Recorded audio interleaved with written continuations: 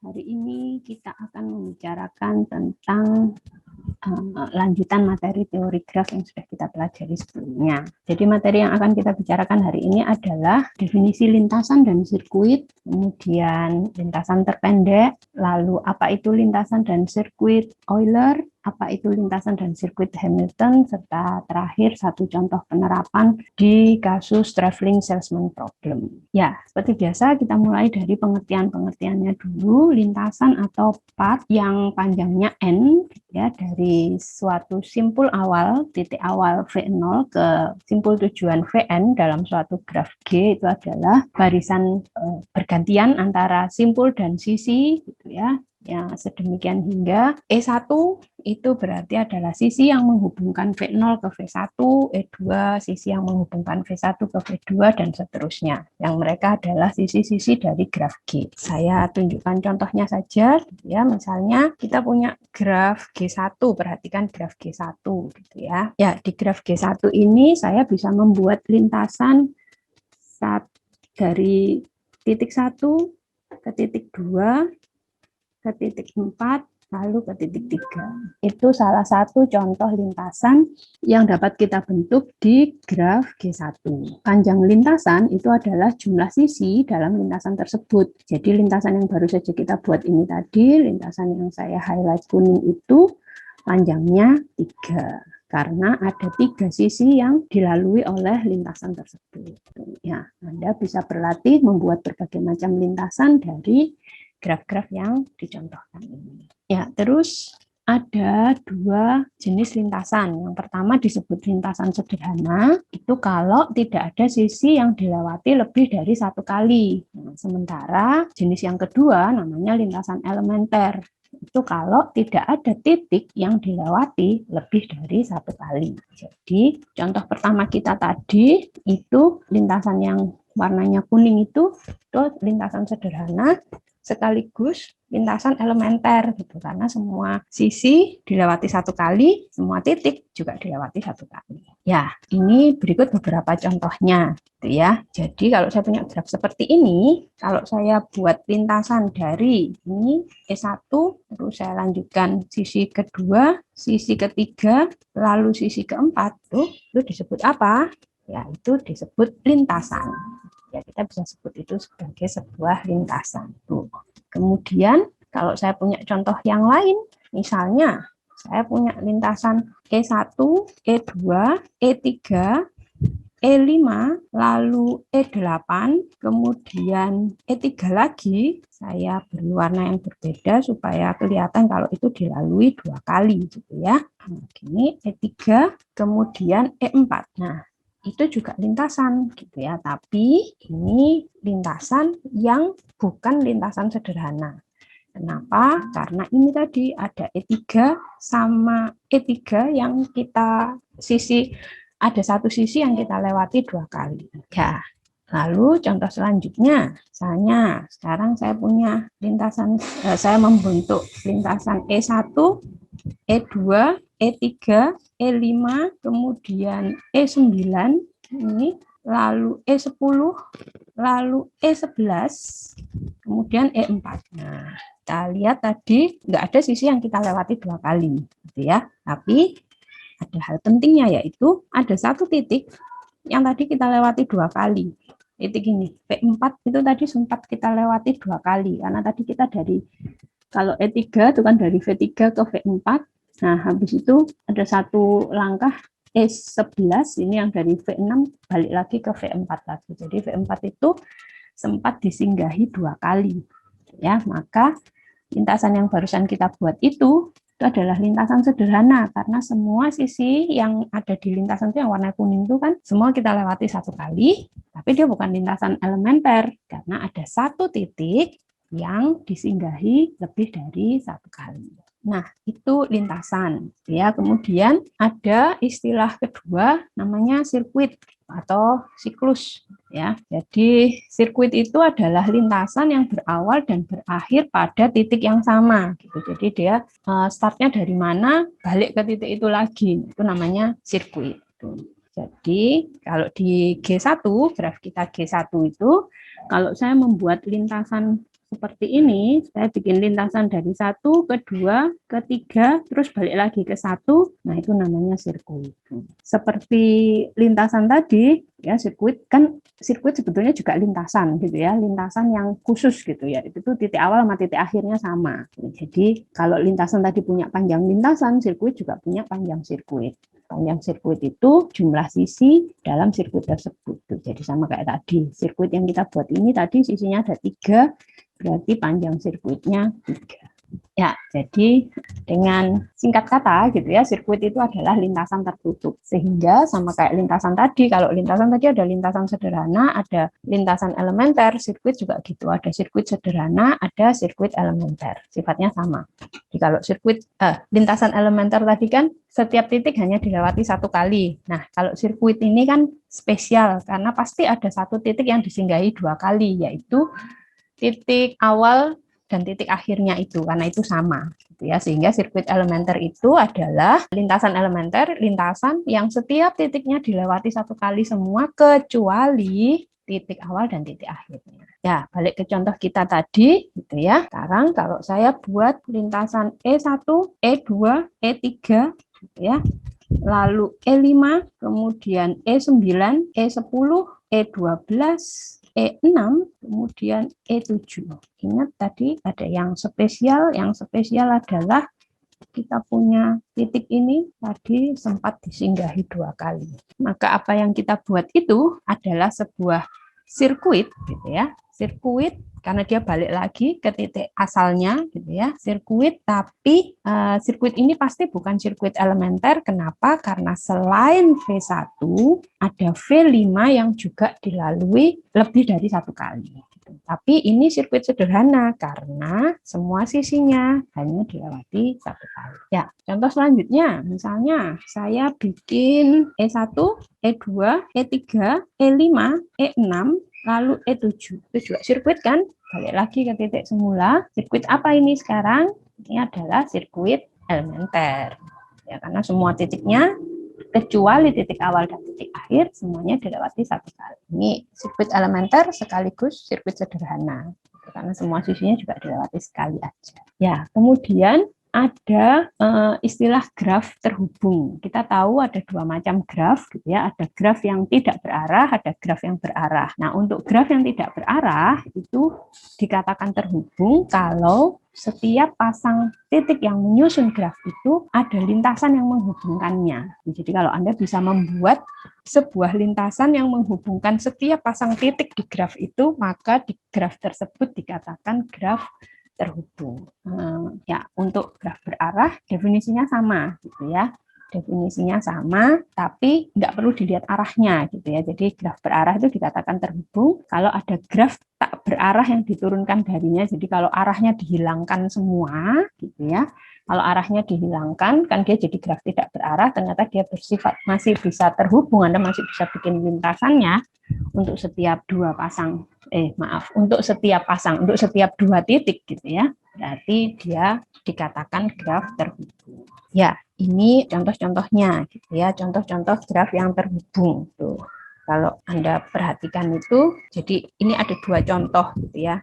Ya, kalau yang ini itu ada 2 contoh, ini ada graf yang tidak berarah, ada yang kedua itu graf berarah. Jadi mungkin sebaiknya saya beri nama saja supaya Anda tahu jelas bahwa ini G1 gitu ya, katakan ini namanya G1, ini graf tidak berarah, sementara G2 itu adalah graf berarah. Nah, kalau mau lihat terhubung atau tidaknya untuk yang graf berarah, Anda bisa abaikan arahnya. Itu yang penting setiap pasang titik bisa Anda buat lintasannya. Nah, contoh yang tidak terhubung itu yang kayak apa? Ini satu graf gitu ya. Ini ada satu graf, kita kasih nama G3 misalnya gitu ya. Nah, G3 ini tidak terhubung. Kenapa? Contohnya gini.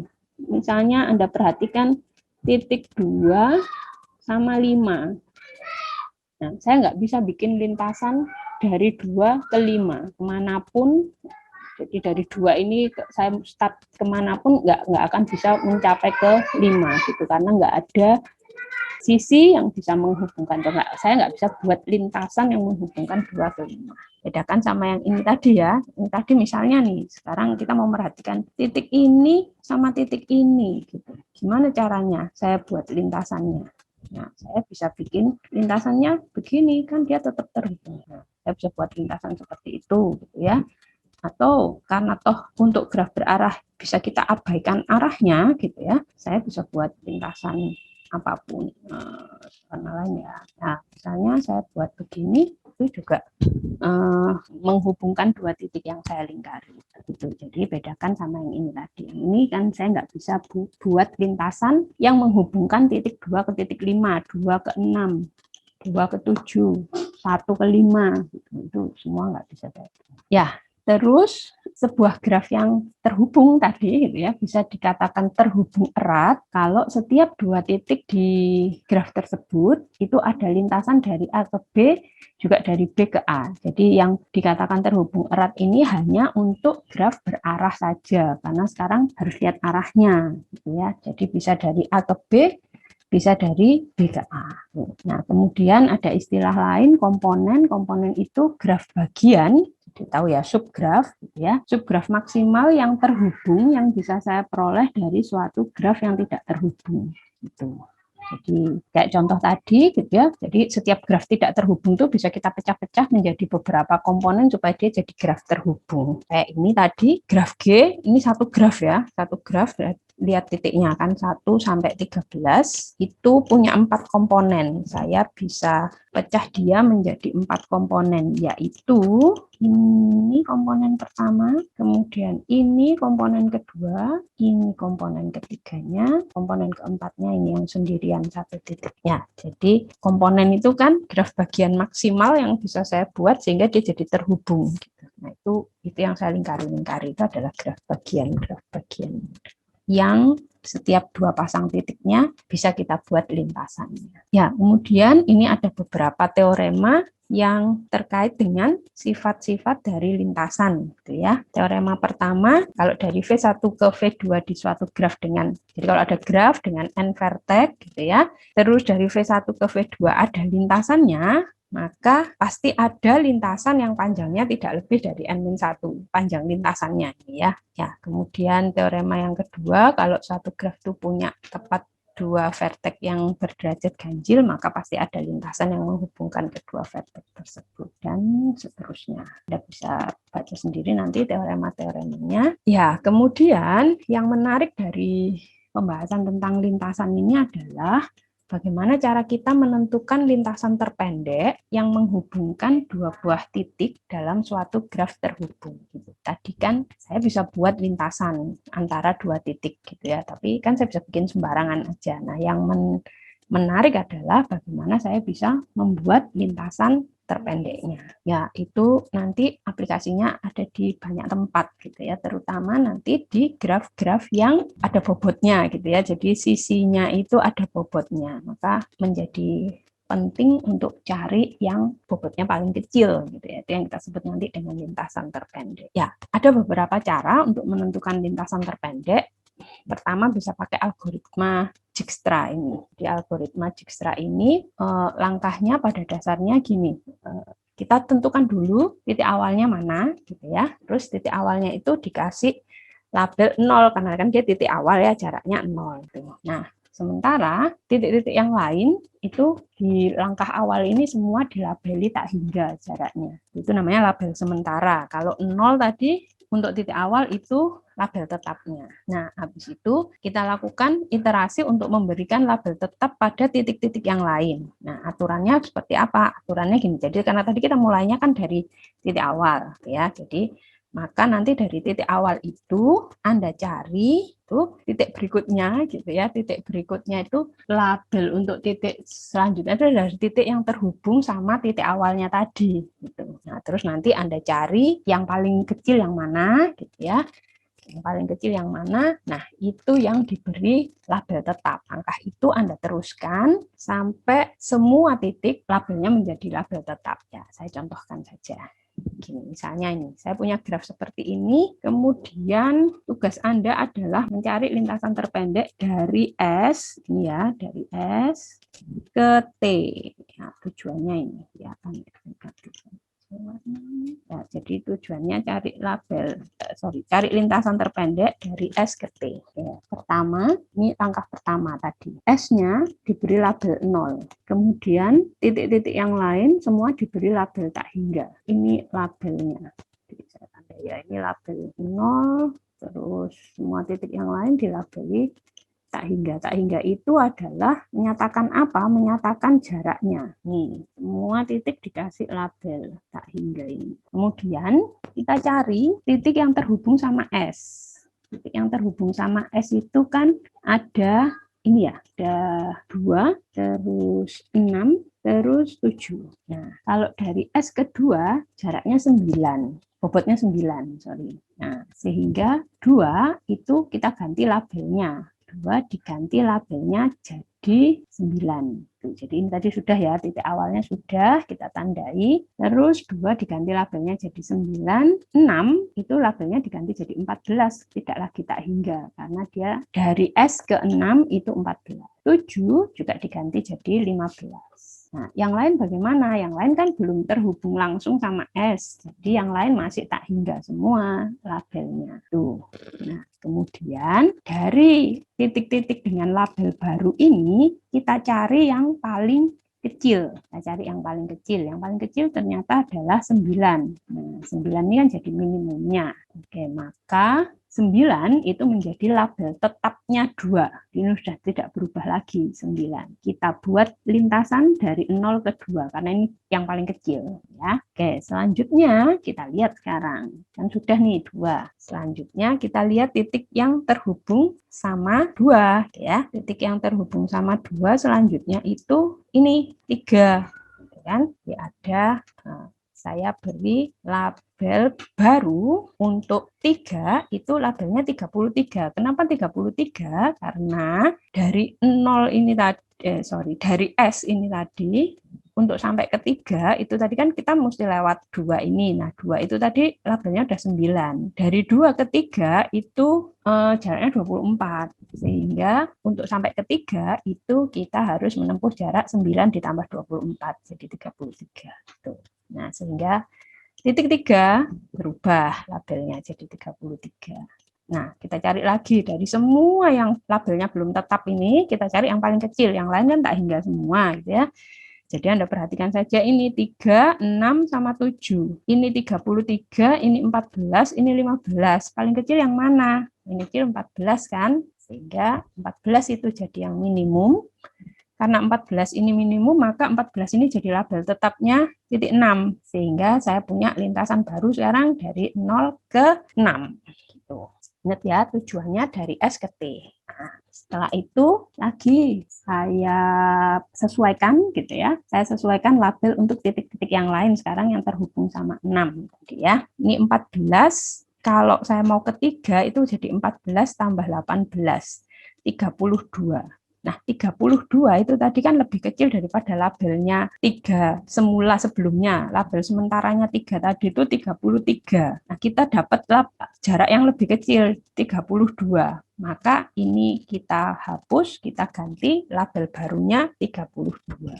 Bagaimana dengan titik 5 kan terhubung juga sama 6. Oh ya, ini juga harus berubah. Yang tadinya tak hingga itu sekarang jadi 14 ditambah 30, 44. Nah, terus bagaimana dengan titik 7? Titik 7 kan juga terhubung sama 6. Kita lihat nih sekarang. Kalau saya berangkat dari 6 ke 7, itu berarti 14 tambah 5, 19. Nah, padahal label sementaranya 7 tadi 15. Kan masih lebih kecil 15. Maka saya biarkan dia tidak saya rubah ke label baru yang 19 itu.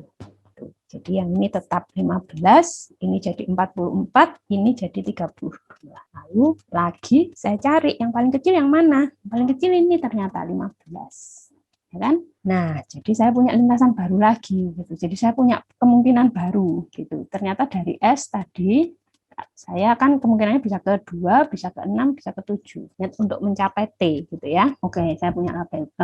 Ini sekarang jadi label tetap 15. sekarang saya teruskan, apakah ada yang bisa saya ganti gitu ya. 7 ke 5 itu berarti 35. Oh, ini tadinya 44. Saya ganti nih sekarang jadi 35 karena dia bisa lebih kecil gitu ya. Terus 15 ditambah 44 itu 59. Berarti di T ini saya ganti jadi 59. Tidak lagi tak hingga. Tuh. Nah, kemudian saya lihat lagi, nggak ada kan yang terhubung sama 7 kan, hanya 5 sama T ini. Jadi yang berubah cuma itu. Nah, sekarang saya lihat yang belum tetap. 32, 35, sama 59. Paling kecil yang mana? Paling kecil 32 ternyata. Jadi saya punya lintasan baru. Nah, ini saya harus ingat loh ya, 32 ini tadi bukan dari 9 tambah 24 loh. 32 itu dari 14 tambah 18. Jadi lintasan saya itu yang ini, yang terbentuk sekarang. Dari S ke 6 ke 3. Itu yang bobotnya 32. Tuh. Oke, 32 jadi label tetap. Lalu saya lihat apakah saya bisa merubah label untuk titik-titik yang lain. Ya, 32 ini, titik 3 terhubung ke 5. Ada sisi yang menghubungkan gitu ya. Bobotnya 2, berarti 32 tambah 2 jadi 34. Oh, lebih kecil nih daripada 35. Maka saya hapus 35-nya, saya ganti menjadi 34. Lalu 3 ke T, 3 ini tadi label tetapnya 32, ke T tambah 19. Ini jadi 51. Oh, lebih kecil juga dari T semula yang 59 bobotnya. Saya hapus 59-nya jadi 51. Tuh, ya. Nah, sekarang 4 kok nggak berubah ya, karena nggak bisa dari 3 kan nggak bisa ke 4. Ini arahnya terbalik. Jadi 4-nya tetap tak hingga. Yang paling kecil yang mana sekarang? Yang paling kecil ternyata ini 34. Sehingga ingat ya, tadi saya buat lintasannya begini, 34 itu dapat dari ini. Jadi lintasan baru saya ini sekarang.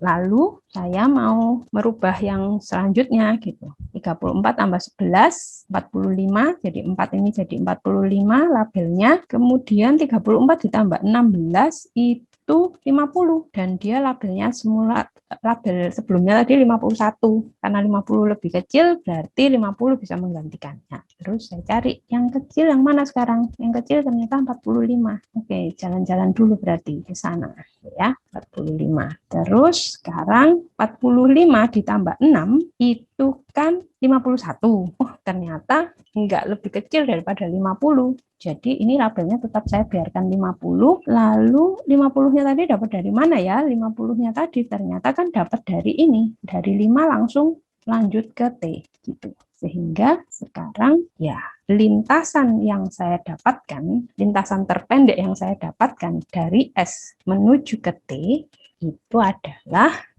ini. S ya, jalannya berarti harusnya ya, jalannya harusnya dari S ke 6 ke 3 ke 5 lalu langsung ke T. Jadi lintasan terpendek lintasan terpendek yang menghubungkan titik S ke titik T itu adalah ini. Berapa panjangnya? Panjangnya ini 50 tadi. Tuh, ya. Nah, silahkan berlatih dengan graf ini. Anda cari jarak terdekat dari A ke Z ya. Oke, banyak soal latihannya, silahkan Anda.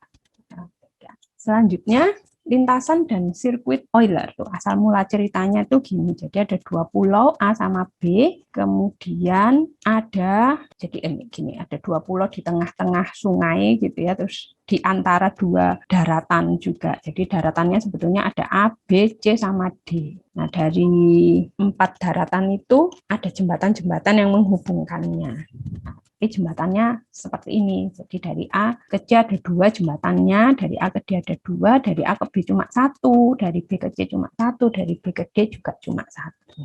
Nah, pertanyaannya, mungkin nggak ya seseorang dapat melewati semua jembatan ini? Jembatannya kan ada 7. Mungkin nggak ya dia bisa melewati 7 jembatan itu masing-masing 1 kali saja kalau dia berangkat dari salah satu daratan sampai bisa balik ke daratan semula. Jadi kalau dia start dari A ya balik lagi ke A, tapi masing-masing dilewati sekali saja. Itu ya.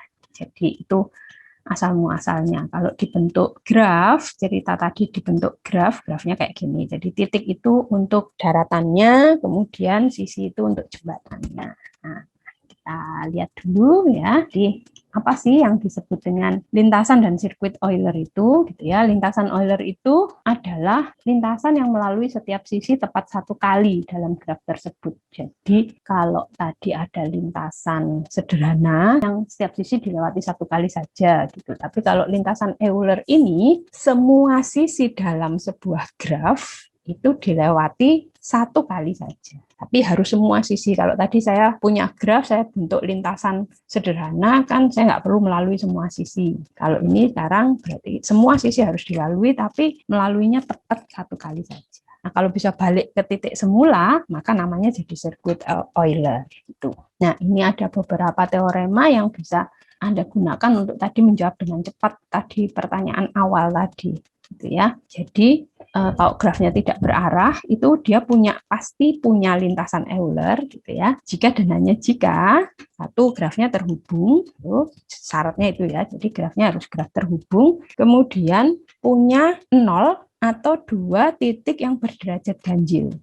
Ini dan ya, jadi harus. Jadi artinya dia nggak punya titik berderajat ganjil atau kalau punya harus 2. Terus dia punya sirkuit Euler jika dan hanya jika sama tadi terhubung dan semua verteknya, semua titiknya berderajat genap. Kalau Anda mau jawab pertanyaan awal tadi dengan cepat, Anda bisa gunakan teorema 8 ini. Kan tadi start dari daratan tertentu, lalu harus bisa kembali ke daratan itu lagi dengan lewat semua jembatan, gitu kan. Nah, tapi kalau dilihat derajatnya ganjil semua, gasal semua derajatnya. Sehingga dia tidak memenuhi teorema yang ini, maka Anda bisa jawab dengan cepat pertanyaan ini tadi. Kalau ditanya mungkinkah, ya jawabnya nggak mungkin, gitu. Nggak mungkin karena dia nggak memenuhi ketentuan ini. Ya, itu tadi untuk graf tidak berarah. Lalu kalau untuk graf berarah, dia punya sirkuit Euler jika dan hanya jika dia terhubung dan setiap vertek itu punya derajat masuk dan derajat keluar yang sama. Setiap titik punya derajat masuk dan derajat keluar yang sama. Terus dia punya lintasan Euler jika dan hanya jika sama dia terhubung dan setiap titik di G itu punya derajat yang sama kecuali 2 vertek, yaitu vertek awal sama vertek akhir. Ya, karena kalau lintasan kan vertek awal sama vertek akhirnya nggak sama. Jadi kalau lintasan gitu ya, kalau V1 itu vertek awalnya, V1 itu titik awalnya, maka derajat masuknya V1 itu sama dengan derajat keluar ditambah 1. Oh, maaf terbalik nih ya. Ya, jadi untuk teorema kedua untuk graf berarah itu punya lintasan Euler jika dan hanya jika sama grafnya terhubung, kemudian setiap vertek punya derajat masuk dan derajat keluar kecuali di titik awal sama titik akhirnya. Kalau di titik awal itu derajat masuknya sama dengan derajat keluar dikurangi 1, sementara kalau untuk titik akhirnya itu derajat masuknya sama dengan derajat keluarnya ditambah 1. Ya, bagaimana cara kita mendapatkan sirkuit Euler untuk pada sebuah graf gitu ya. Kalau grafnya sederhana, titik sama sisinya sedikit gitu ya, mungkin bisa pakai metode coba-coba, trial and error gitu ya. Tapi kalau grafnya jumlah titik dan sisinya cukup banyak, Anda bisa ikuti algoritma berikut. Pertama, pilih sembarang titik sebagai titik awal, kasih nama S. Ya, terus buat sebuah sirkuit, mulai dari S berakhir di S kan sirkuit seperti itu, sembarang aja sirkuitnya. Habis itu, kalau ternyata sirkuit yang Anda buat itu sudah bisa melewati semua sisi grafnya, ya berarti udah selesai, Anda udah dapat sirkuit Euler-nya. Tapi kalau belum, Anda pilih titik lain di C, jadi di sirkuit yang Anda buat tadi, Anda pilih titik lain selain titik S, gitu ya, yang terhubung sama sisi yang bukan anggota sirkuit yang Anda buat. Jadi Anda buat sirkuit baru, nanti yang titik awal sama titik akhirnya titik V tadi yang barusan Anda pilih. Nah, habis itu Anda gabungkan C sama C aksen. Jadi Anda gabungkan sirkuit yang lama yang baru, sirkuit yang Anda bentuk pertama sama sirkuit yang baru. Sehingga dia jadi sirkuit baru. Ya, nah sirkuit baru ini nanti menggantikan C. Terus Anda ulangi terus langkah itu. Jadi kan balik lagi punya C gitu ya, punya satu sirkuit. Pilih lagi satu titik titik yang terhubung sama sisi di luar sirkuit itu. Nah, lanjutkan terus sampai semua sisi terlewati. Ya, ini contohnya. Ya, saya punya graf ini. Mana ya sirkuit Euler-nya? Pertama, langkah pertama dari algoritma tadi, saya pilih satu titik awal, saya kasih nama S. Nah, misalnya yang saya pilih sebagai titik awal itu adalah titik B. Di B ini nanti dikasih nama S. Ya, jadi B ini dikasih nama S. Di situ saya buat sirkuit dari S ke S. Ya, saya contohkan di situ saya buat sirkuitnya, saya tandai biar kelihatan. Sirkuitnya adalah yang saya buat itu ini terus ini terus ke E terus ke A, habis itu balik lagi ke sini. Nah, itu yang saya kasih warna kuning itu sirkuit C gitu ya, di ini C misalnya nama sirkuitnya. Tuh. Nah, karena C itu belum memuat semua sisi, saya lanjutkan langkah keempat. Saya pilih salah satu titik di sirkuit C, gitu ya. Saya pilih salah satu titik di sirkuit C. Kalau tadi sesuai algoritma tadi, titik ini misal saya kasih nama dia V. Saya pilih D, ya. Saya pilih titik D, saya kasih nama V. Nah, terus saya buat sirkuit baru dari D ke D lagi. Ya, jadi saya pilih titik yang saya pilih itu harus titik yang terhubung dengan sisi lain di luar sirkuit yang warna kuning itu tadi. Ya, saya buat sirkuit baru saya, misalnya saya pilih dari D saya ke G gitu ya. Jadi ini terus habis itu ke F, dari F ke E, ini E ke G lagi, ini terus H, ini habis itu ke E lagi, terus I ke H ke B, B ke D. Nah, yang warna hijau ini saya beri nama C aksen. Nah, kemudian langkah selanjutnya adalah saya gabungkan tadi yang C sama C aksen. Cara menggabungkannya adalah tadi kan saya milih titik D di dalamnya C. Jadi D-nya ini saya ganti dengan C aksen ini semua. Sehingga Anda lihat ya, S itu B tadi ya kan, S, C, nah terus ini kan mestinya D. D-nya ini saya ganti sama ini semua sepanjang itu. Jadi D, G, F, E, G, E, I, H itu adalah yang tadi di C itu hanya D saja, titik D itu saya ganti sama sirkuit C aksen gitu. Nah, ini tuh S-nya ya B tadi ya. Jadi yang di sini tadi D diganti S. Kan B sama dengan S. Nah, habis itu saya balik ke langkah ketiga. Langkah ketiga itu saya periksa kan gitu. Maksudnya ini sirkuit saya yang baru ini saya kasih nama C. Nah, sekarang saya periksa karena C itu ternyata sudah memuat semua sisi pada graf. Kalau Anda lihat ini tadi, kan udah kelewatan semua toh. Sisinya kalau saya gabungkan yang kuning sama yang hijau, maka semua sisi sudah terlewati. Berarti sudah selesai. C kita yang baru ini, yang terbaru ini, C yang terbaru itu adalah sirkuit Euler-nya. Jadi gimana kalau dari B mau ke B lagi? Ya B, C, D, terus G, ini, nah terus F, E, G, H, E, I, H, balik lagi sini B, itu D, nah lalu baru E, A, B, itu. Ya, silakan Anda berlatih dengan graf-graf yang diberikan. Kemudian ada lintasan dan sirkuit Hamilton. Jadi kalau ada lintasan dan sirkuit Euler, ada lintasan dan sirkuit Hamilton. Yang kayak apa? Gitu ya. Jadi kalau Euler tadi setiap sisi dilewati satu kali, itu yang sama dengan definisi kita yang lintasan dan sirkuit yang sederhana tadi ya. Nah, kalau Hamilton ini terkait sama yang elementer tadi. Jadi lintasan Hamilton itu adalah lintasan yang melalui setiap titik di graf itu tepat satu kali. Jadi kali ini semua titik harus dilewati, tapi dilewatinya cuma boleh, disinggahinya cuma boleh sekali aja. Ya, kalau sirkuit berarti ada satu titik yang boleh disinggahi dua kali, yaitu titik akhir dan titik awal.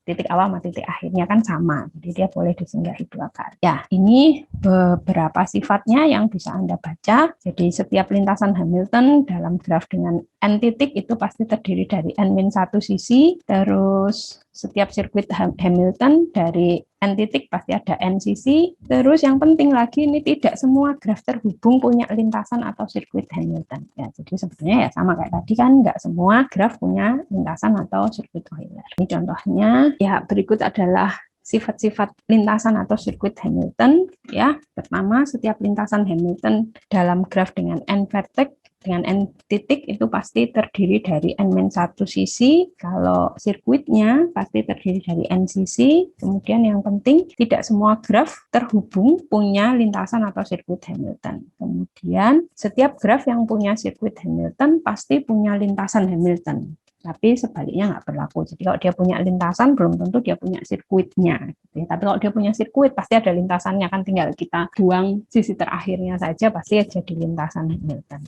Gitu. Nah, apa syarat cukup satu graf punya lintasan Hamilton? Syarat cukupnya adalah gini. Jadi kalau G itu graf dengan N vertex dan jumlah derajat dari setiap pasangan vertex dalam G adalah N-1 atau lebih, maka dia pasti punya lintasan Hamilton. Jadi yang Anda hitung itu jumlah derajat dari setiap pasangan titik di G adalah N-1 atau lebih. Jadi kalau titiknya ada 5, maka jumlah derajat dari setiap pasangan titik di G itu minimal 4. Baru dia bisa jadi, baru dia punya lintasan Hamilton. Itu. Ya, kemudian ada istilah graf lengkap, gitu ya. Graf berarah lengkap yang terhubung secara erat, gitu ya. Graf berarah lengkap yang terhubung secara erat itu adalah graf berarah lengkap yang simetri. Itu dia punya N vertex, punya N kali N-1 sisi. Jadi ini contohnya. Contohnya graf lengkap yang simetri. Dia punya 3 titik, berarti sisinya kalau dia mau disebut graf berarah lengkap yang simetri, sisinya harus 3 kali 2, sisinya harus 6. Ya, ini ada 6 sisinya, betul kan? Nah, terus kalau graf berarah lengkap saja, gitu ya, kalau graf berarah lengkap saja itu graf berarah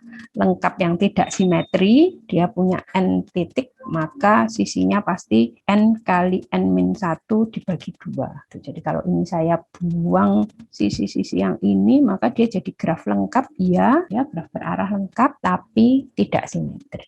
Nah, untuk apa tadi pengertian-pengertian itu tadi? Karena ada teorema lanjutannya, kalau G itu graf berarah lengkap yang tidak simetri, maka ada lintasan Hamiltonnya.